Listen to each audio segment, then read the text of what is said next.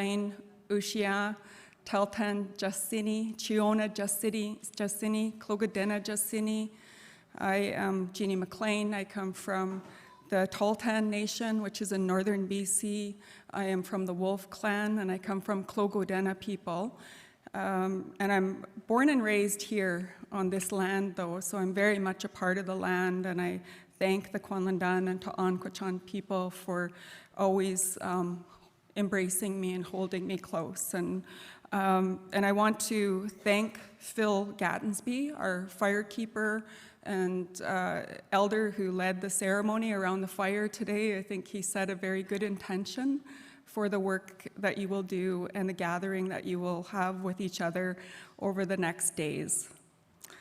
So I would like to lead us in the opening prayers for the 2022 Arctic Summit. I'd like to call upon Ta'anquechan Elder Hazel Bunbury, a member of the Wolf Clan. Hazel is a beloved cultural carrier and knowledge keeper, instrumental in preserving and revitalizing the Southern Shoshone dialect. I want to say a special thank you. Hazel did some tremendous work in preparation for this summit. She spent many hours translating the program and the online platform to Southern Shoshone. Thank you so much, Hazel, for that work.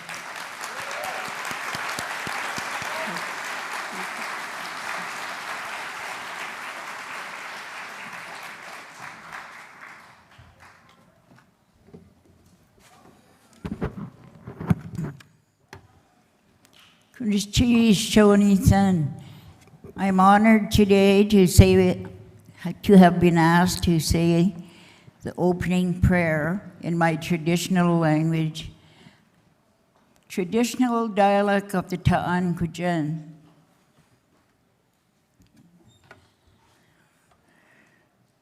Utakudnche data show san dunana ganun taje agazenu. Dadze ganun jelje dayanji shoku sinan zeni. Shoni-san, zenu shostanda kojen ayu aga. Iyedan kwensat kutsan gana do kukanum taje. Akan yurju dan gade ida jau. Kweta ganum daje. Shostan dakun kutsan nari doge daya dunyaje. Kloaka dar en dunyaje. Zet klokutsan iyedunana ganado. Iyed dunana ganado, iyed asho ganado, kudze gerung jelje, shokusi nanzani, kunichis, Shoni-san, lahum kudje, amen.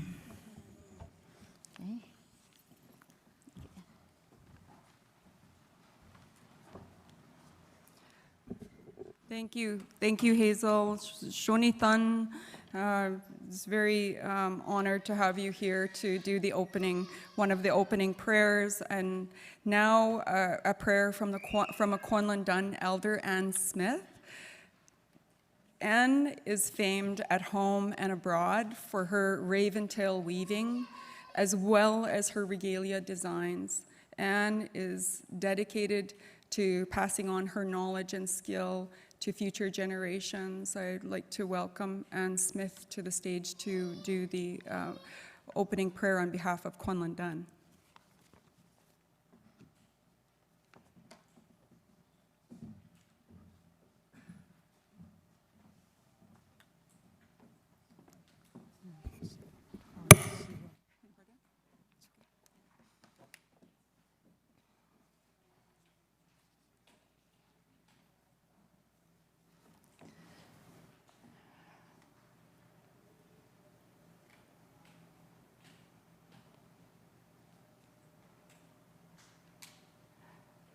I pray to the Creator. I pray to the grandfather, grandmother. I pray to the four sacred directions. Creator, I ask you to come and be here with us. Our grandmother and grandfather to be here with us also. I pray for the blessing of all our visitors that are here, and I pray that their stay here will be safe and that they will be looked after in a good way until they go home again. I thank you, Great Spirit, for this beautiful day, as every day is beautiful. I thank you for all the blessings that you have given to us, Creator. All the beautiful gifts. This land, this beautiful land, beautiful mountains, river, the water, the plants and the animals. Creator, I pray for all these things to be here for future generations. I pray for the next 7 generations so that they will have an opportunity as we are having today. I pray that things will work out for our children so that they will have a way to survive in a good way, in a good life. I pray for our children to learn how to be happy again, to enjoy this life, to enjoy each other, and to be kind to each other. I pray, Great Spirit, that whatever we do, we will do the very best to help each other and to hear each other and to talk to each other in a good way. I thank you, Creator, for all the blessings of this day. And I pray, Creator, that the blessings will be in every day, that people come and visit our center here, our homeland, in this beautiful place. I thank you, Great Spirit. I thank you, grandfathers. I thank you, grandmothers. Kunis cheese, masi cho, shonitan, hey, miigwech, hey.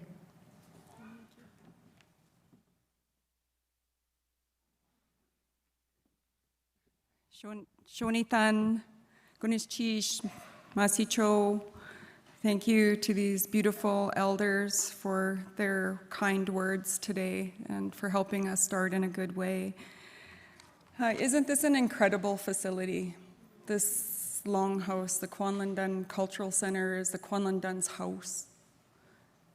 And it's been here for some years now and celebrating some anniversaries. And I'd like to call upon Chief Doris Bill for an official welcoming on behalf of the Kwanlundun First Nation.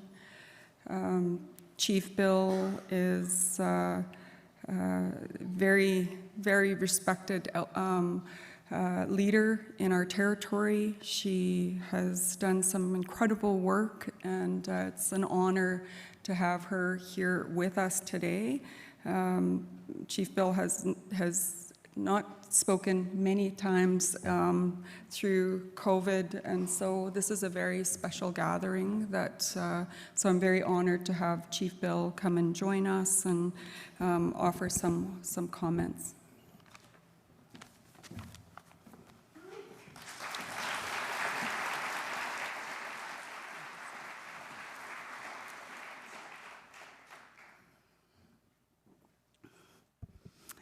Well, Dunjay, everyone, welcome. It's so good to have you all here. It's been a long 2 years. And I just want to say thank you for coming. And thank you for attending the 2022 Arctic Art Summit. It's so good to see your beautiful faces.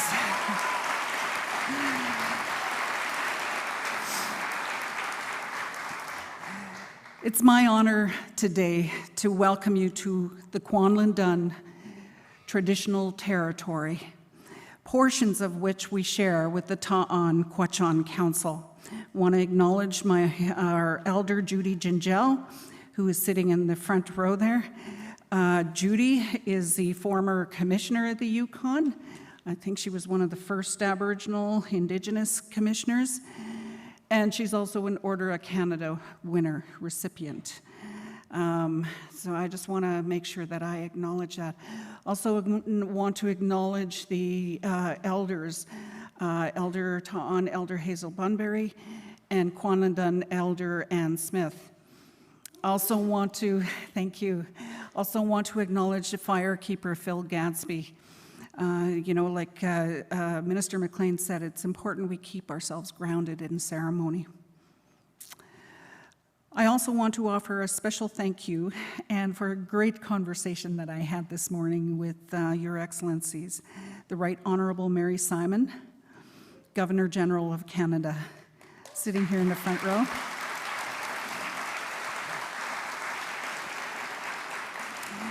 I can't tell you what an honor it is for a strong Indigenous women to be sitting in that role. Goodness cheese.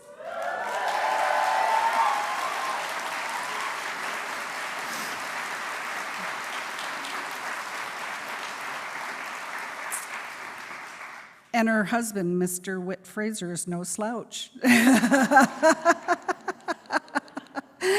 Mr. Fraser is a former CBC broadcaster, which I am too. I think we might have even touched bases somewhere along the line throughout the years. And I want to say thank you for, to all the other dignitaries here. I see the Sami people, Greenland, and other jurisdictions. I'm so pleased and so proud to have you here in our house. The Kwanlundun Cultural Center, I'll tell you a little bit about this place. We call it our house because it's special to us. It's our home. Our people used to live along the waterfront for many, many generations until we were forced to relocate many times. And when we signed our land claim and self-government agreements more than 15 years ago now, one of the conditions for signing the agreement was the establishment of this cultural center. This cultural center reestablishes our presence along the waterfront. Our history and our connection to this area is extremely vital and important to our people. Much to our surprise, I guess not a surprise, but this cultural center is now the #1 gathering place within the city of Whitehorse, and rightly so.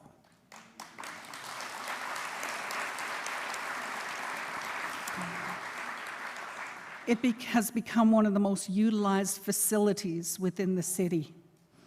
And the fireplace that you were just around there has become a sacred space, not just to Kwanlundun people, but to all Yukon First Nations people. This is now their center. I always boast about this center when I go across the country and say that, even we have trouble getting space in the facility. It's so busy. It's also another example, and a great example, of how our agreements can lead to a greater benefit for our communities. The Yukon, and indeed across the north, has many incredible artists, and we have so much to be proud of. Just look at the art displayed along the walls of this center.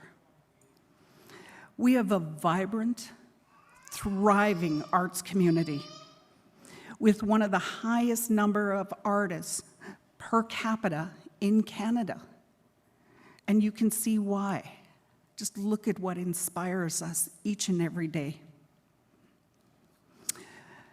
To some of you last night and possibly tomorrow are going to be going to the Yukon Arts Center to take part in a production called Dreaming Roots. I went last night, and this is an Indigenous-led production, probably a first in our territory. It does an amazing job of weaving our past, present, and future of the Yukon First Nation people. I am so incredibly proud of this production. It is just absolutely wonderful, and I want to encourage you all to go and see it if you can. Both personally and in my role as a leader in my community, I have always advocated for the arts, and there's a reason for that. Not just because of the healing effects it has on me and so many others. It is also not lost on me that there was a time in our history that when much of our culture, along with many other artistic abilities, were silenced. We couldn't sing, we couldn't dance, we couldn't carve, and we couldn't paint. We couldn't do any of those things. We could have lost it all. And I am forever thankful to our elders for ensuring that that did not happen, and for continuing to share their skills and knowledge. I am inspired by the young people's eagerness to learn, and for each of their unique talents. I am especially encouraged when I see more and more of our people's works being showcased in public buildings, representing inclusion and a move towards decolonization of our system. Art can manifest itself in many forms. It is not only a means for an artist to express themselves or an avenue to tell one's story. It also serves as a conduit for reconciliation and healing. Or in some cases, it can write history or promote awareness and understanding around a national crisis. For example, one of our local murals, created by our young people, depicting Kate Carmack, led to a larger collaborative to have Kate recognized for her role in the 1896 discovery of gold. While oral and written history is riddled with Kate's involvement, only her male counterparts received formal recognition in 1999. As a result of these joint efforts, on January 10th, 2019, Kate finally took her rightful place in the record books. Imagine that. As the third woman, the first Indigenous woman, to be inducted into the Canadian Mining Hall of Fame. Another mural, located on the Staples Wall here in Whitehorse, it's just over here, is a stark reminder of our lost sisters and the continuous impacts related to missing and murdered Indigenous women and girls. The murals include a mother, Wendy Carlick, and her daughter, Angel. Both women were murdered in two separate matters. Angel died in 2007. Her case is still unresolved. And her mother died a few years later in 2017. Her case is working its way through the courts. And There are so many others we hold dear in our hearts. Unfortunately, these are some of the harsh realities that continue in our communities today. And while we must move forward, we must also never forget. For thousands of years, art has been an integral part of our preservation of First Nation culture. It has also been a critical tool for cultural exchange, education, and expression. Here in the Yukon, we have a strong artistic community, and I am sure they will represent us all well during your conversation in the coming days. I wish you all the best during this summit, and to the Right Honourable Mary Simon, Governor-General of Canada, and Mr. Whit Fraser, I hope you both enjoy your stay in our homeland, and I hope you get to see some of our beautiful city. Gunas Chis Masicho Shonithan. Thank you.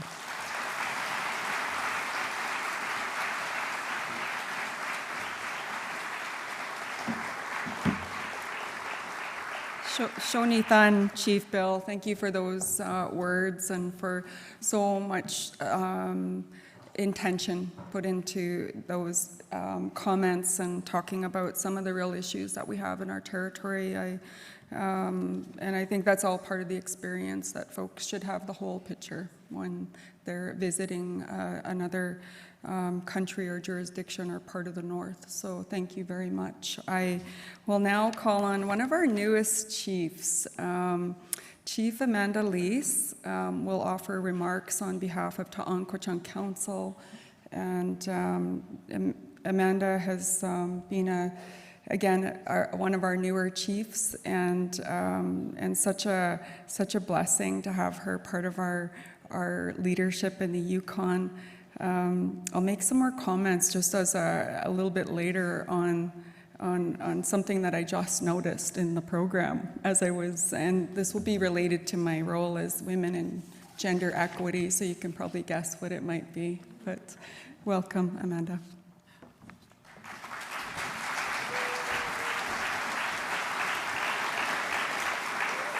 Thank you, Minister McLean. You know, I could be here for 10 years and I think I'm still gonna be the newest chief. So I'm rolling with it. So I do wanna thank the elders as well as the firekeeper, my aunt Hazel Bunbury, you heard her prayer, as well as Ann Smith and Phil Gattensby. I also wanna take a minute to welcome Honorable Mary Simon. So thank you for coming to our beautiful territory and spending some time with the leaders. We absolutely appreciate your time. And so on behalf of the Ta'anquechan Council, it is my pleasure to welcome you today to our beautiful traditional territory, which we share in part with Quanland First Nation. I'd like to welcome all the dignitaries, elders, guests from across the Circumpolar North to our beautiful community.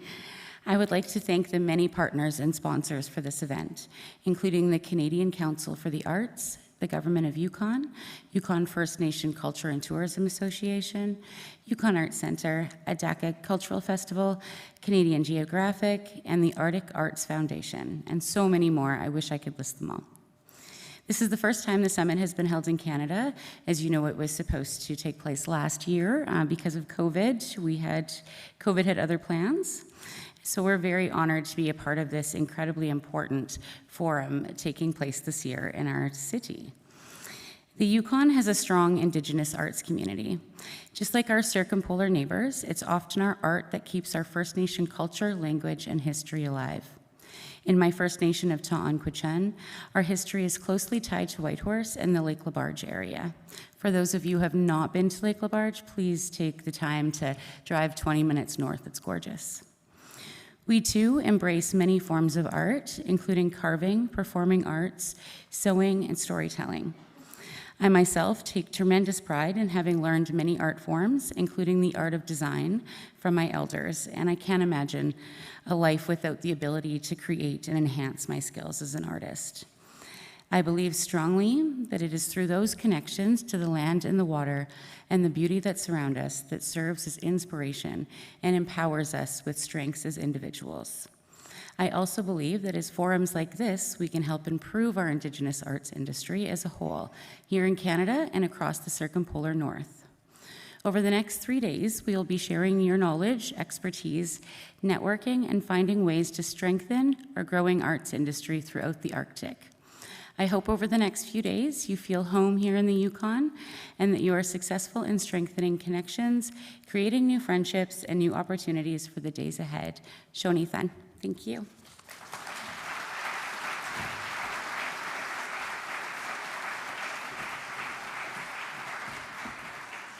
Thank you, Shonithan, Chief Lease. Thank you for your comments. I think we're right on schedule. That's great. I know, right? I have my phone close to me, but what I was noticing while we were just going through the program, that I believe that every speaker other than our firekeeper today identifies as a woman.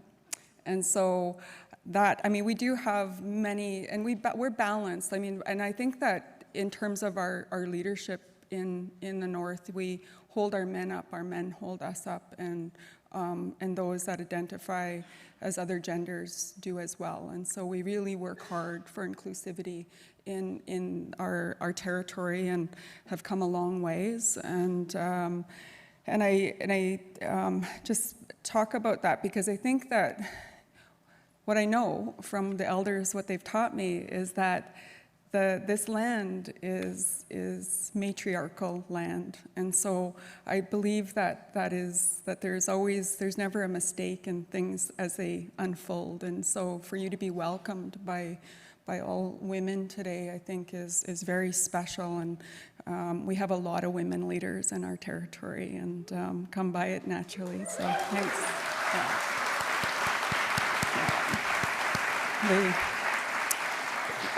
We have our regional chief, Kawani Adamak, here today. We have our commissioner, Commissioner Bernard, and many others that are here. And I, again, thank you to Minister Pillay for allowing me to have this time to open in this way. I really appreciate that, Minister Pillay.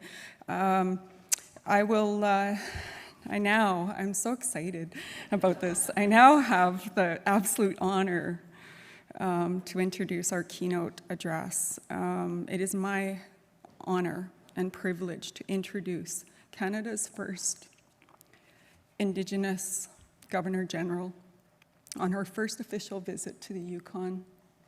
Please join me in welcoming Her Excellency, the Right Honourable Mary Simon, Governor General of Canada. Thank you.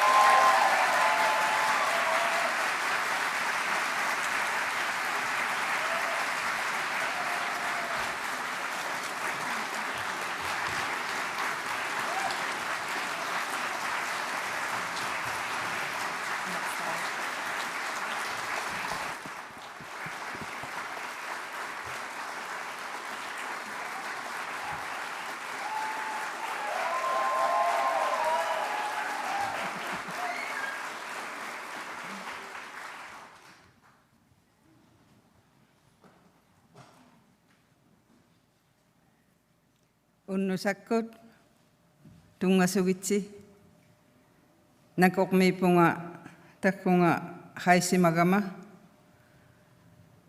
First, I want to welcome everybody here, and it's wonderful to be in the Yukon. Everyone has been so welcoming, chiefs, elders, dignitaries, and delegates.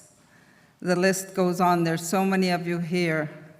And especially when I saw the representatives from the Circumpolar region, it made me remember the great work that we did together by creating the Arctic Council. So welcome, everybody.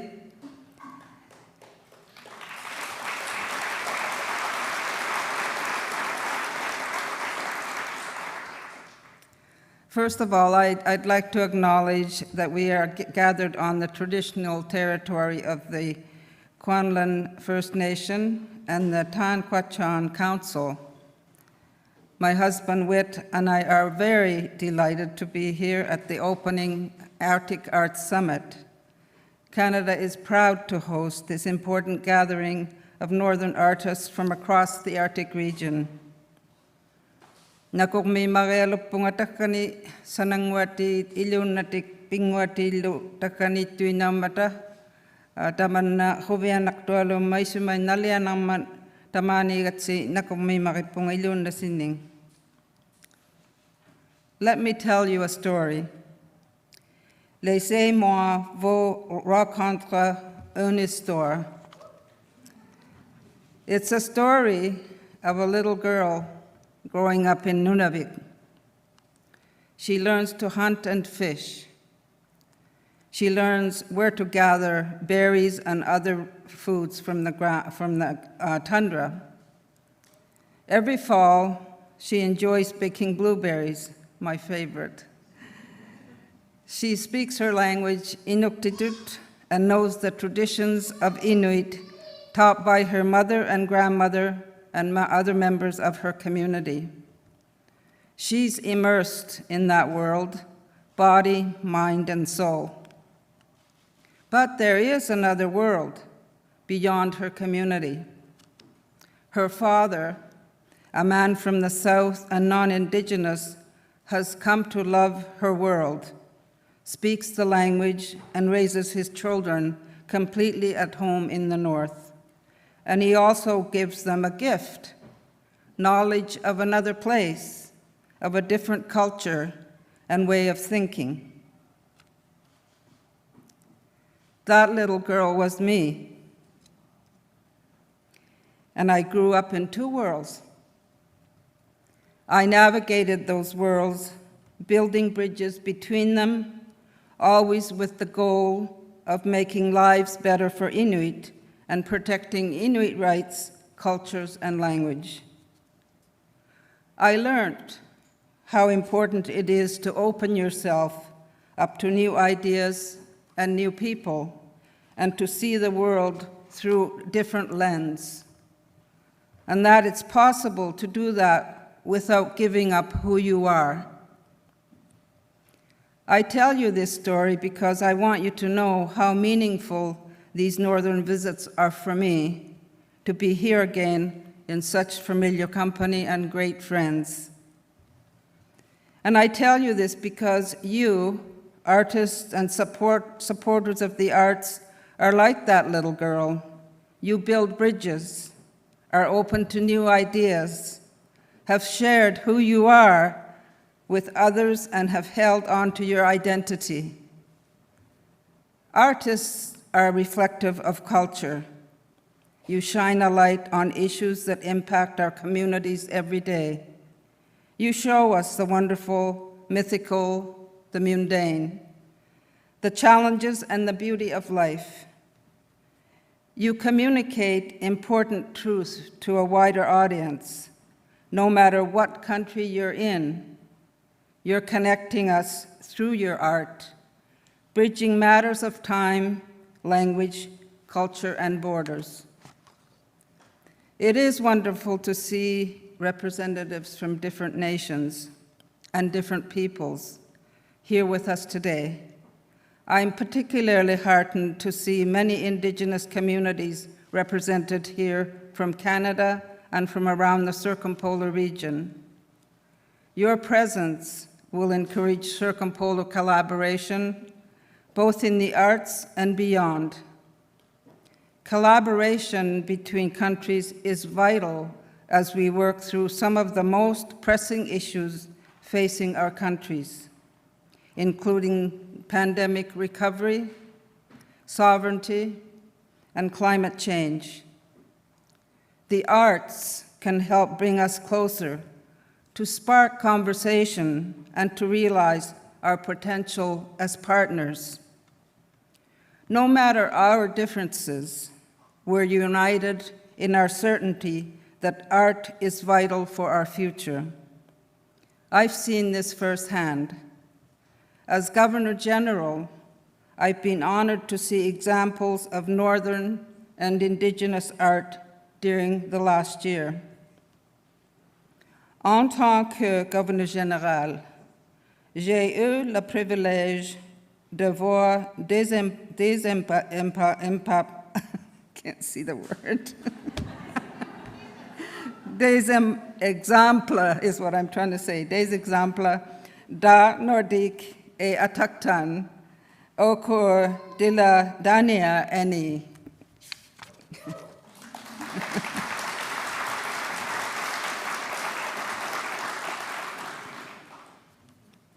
Earlier on, I said it right. Let me share with you some of what I've seen. At the National Arts Center in Ottawa, I shared the stage with students from Nunavut Sivunik Sevut and the Inuit Inuhatigit Center. They sang our national anthem in English, French, and Inuktitut to an audience at the Governor General's Performing Arts Awards.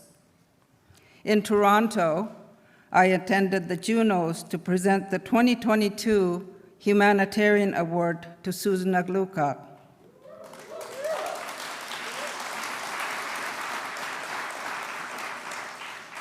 She's the first Inuk to win a Juno Award and as a Governor General's Performing Arts Award for Lifetime Artistic Achievement. Throughout her career, she has helped to create safe spaces for Indigenous youth to express themselves freely and to immerse themselves in their culture through her Arctic Rose Foundation. I was at the National Gallery of Canada when Lakuluk Williamson Bathroy won the 2021 Sobey Art Award for Contemporary Art.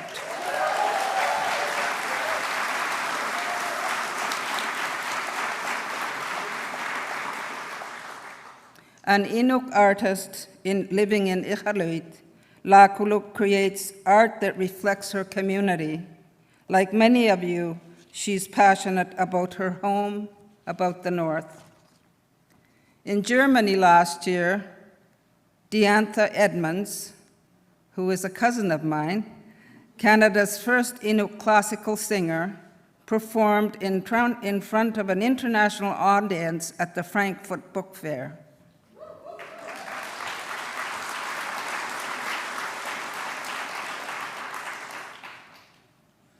In Nunavik, on my return home to my home region recently, I was proud to showcase some fantastic Indigenous fashion, bringing attention to designers who are artists in their own right.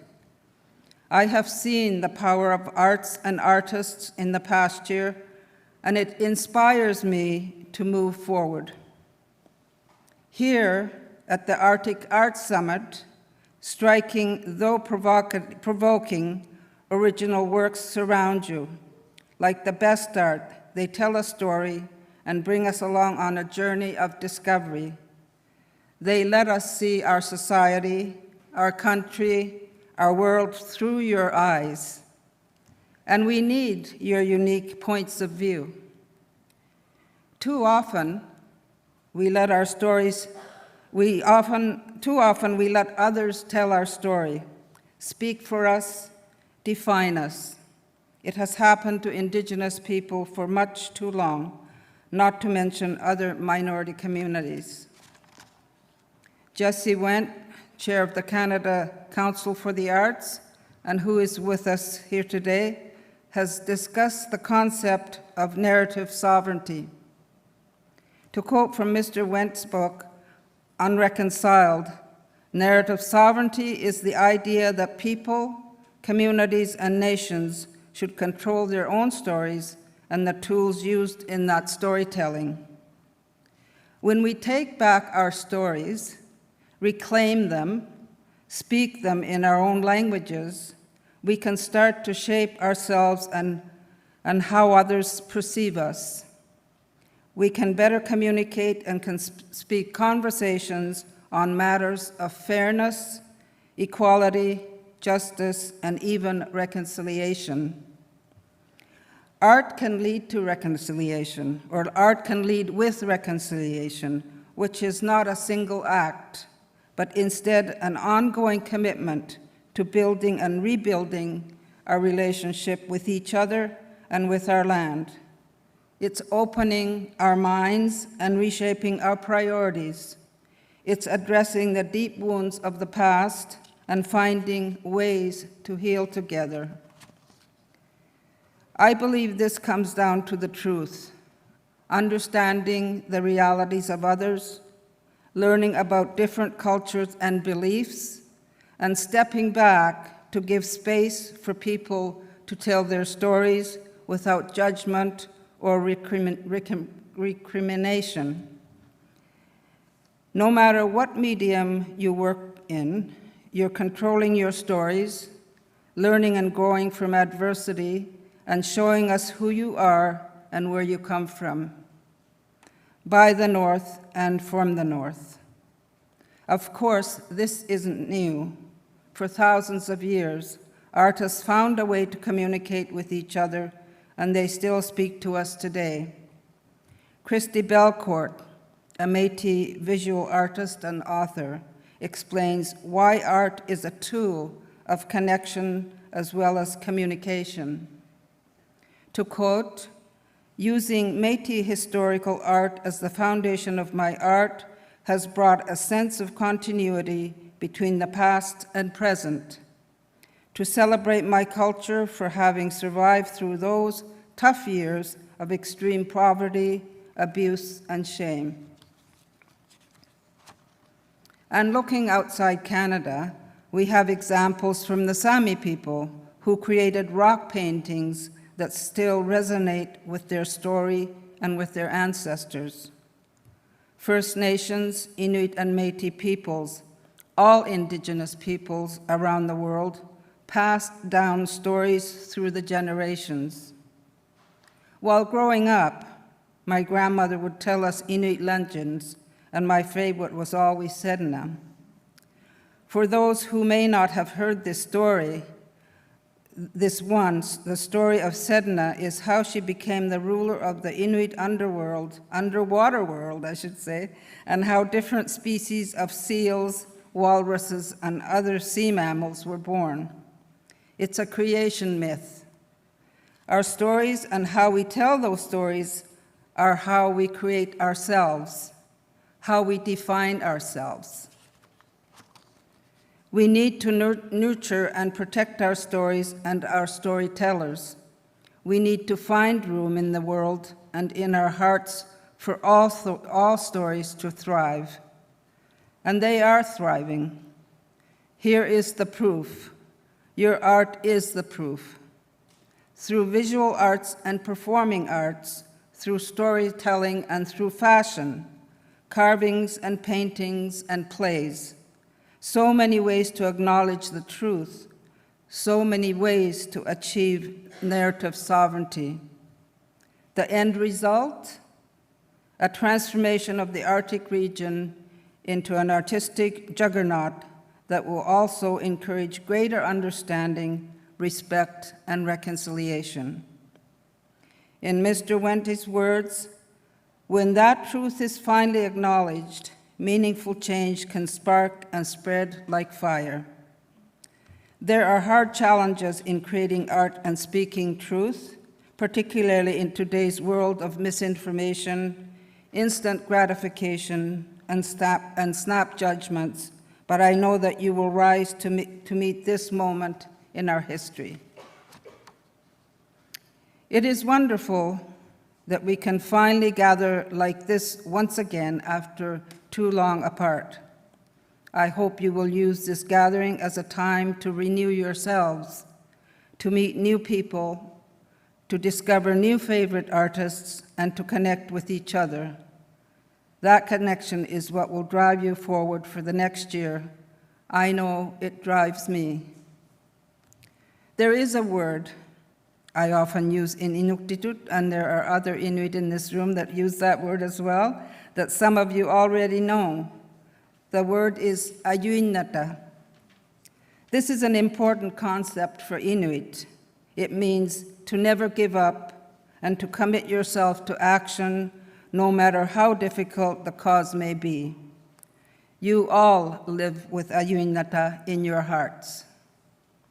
I'd like to leave you with the words of Norma Dunning, winner of the 2021 Governor General's Literary Award in Fiction. She's an Inuit author and wrote an essay about connecting with a new fan in person after too many years of pandemic isolation.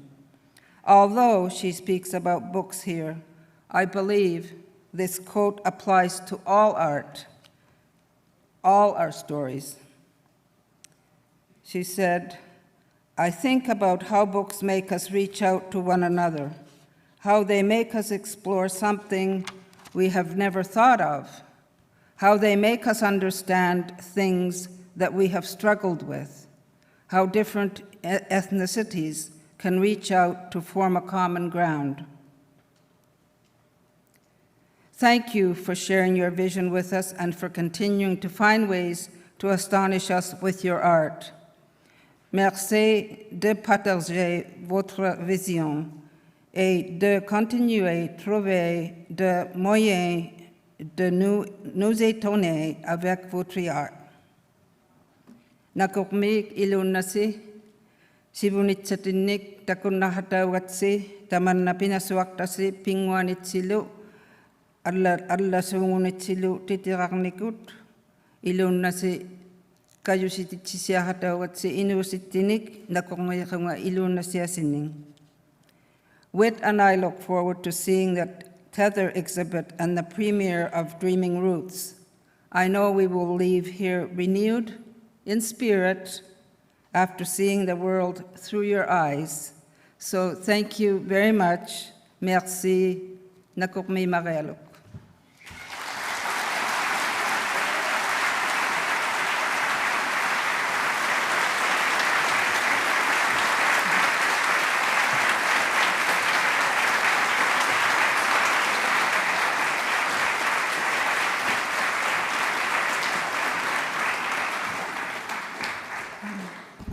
Thank you, Your Excellency. Gunishchis, Masicho, Nakumek, thank you so much for being here with us today. Your words are inspiring. Your journey is inspiring to so many of us. Thank you. I would like to thank Gunta Business, who is doing all the technical work today and on our behalf and helping us to ensure that folks around the world are able to hear what we're talking about today and to be with us in the Yukon. This now concludes the live stream portion of this afternoon's ceremony, and I'd like to thank everyone for tuning in across the north and around the world. Thank you so much. Check back throughout the summit for extensive coverage of the incredible programming to come. Those of you who are here in person, please remain seated. We have more in store for you. So thank you very much. And we now, as we end the live stream, have a moment. So I'm going to